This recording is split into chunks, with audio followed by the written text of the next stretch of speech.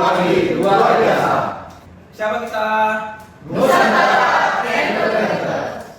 Baik, kita masuk ke Culture Booster dengan sub temanya itu yaitu Risk Culture.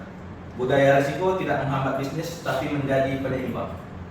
Kita masuk ke basic concept of risk management dengan agenda yaitu penetapan tujuan dan risiko.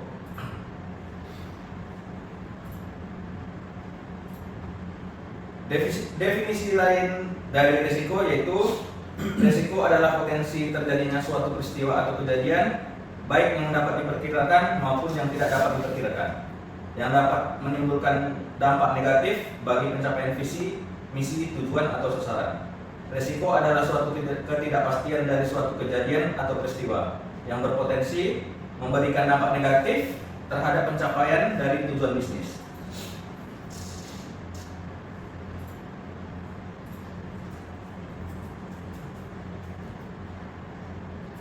Event or risk event. Event atau kejadian yaitu suatu peristiwa baik yang telah terjadi maupun yang belum terjadi, yang diakibatkan oleh sebab internal atau eksternal yang dapat memberi pengaruh positif maupun negatif terhadap pencapaian tujuan organisasi. Risk event atau peristiwa risiko yaitu suatu potensi bersumber dari internal atau eksternal organisasi yang memberikan dampak atau pengaruh negatif terhadap organisasi dalam mencapai sasaran yang telah ditetapkan.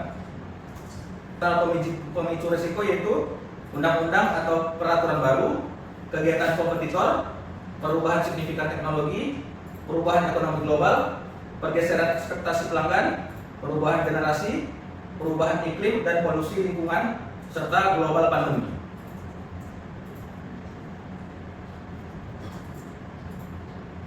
Adapun risiko dan manajemen risiko dibagi menjadi dua karakteristik yaitu risiko murni dan risiko spekulatif.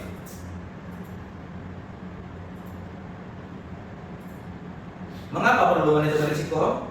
Di sini seringkali ditafsirkan bahwa manajemen risiko adalah menghilangkan risiko.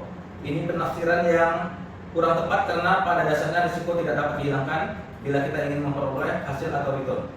Tujuan manajemen risiko adalah mengenali seberapa besar risiko yang dihadapi dan bagaimana mengelolanya untuk kepastian organisasi sebagai sasaran bisnisnya tanpa terekspos kepada risiko yang berlebihan. Dan manajemen risiko bukan berarti harus menghindari risiko, namun kita melakukan kuantifikasi risiko sehingga return yang diperoleh setara dengan risiko yang dihadapi sehingga pendapatan perusahaan lebih stabil.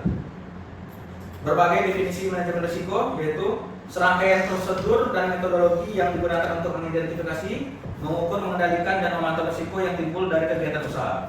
Yang kedua yaitu suatu proses pengelolaan secara proaktif atas risiko dengan memitigasi risiko maupun potensial kejadian yang menjadi ancaman tercapainya suatu tujuan organisasi baik tujuan finansial maupun non finansial. Yang ketiga yaitu suatu tindakan mengidentifikasi risiko-risiko inheren secara terencana dan terukur, dan mempersiapkan berbagai pendekatan untuk mengendalikannya agar tujuan bisnis yang telah ditetapkan dapat tercapai. Mungkin salah satu contoh yang ada pada risk management yang ada di Kebun dan PKS yaitu mengenai APD. Untuk APD yaitu untuk SMK 3 kita harus mengoptimalkan atau menjadikan usaha kita zero accident dengan menggunakan APD seperti helm, sepatu boot, dan lain sebagainya di tempat kerja masing-masing. Sekian dari pembahasan risk management. PTPN.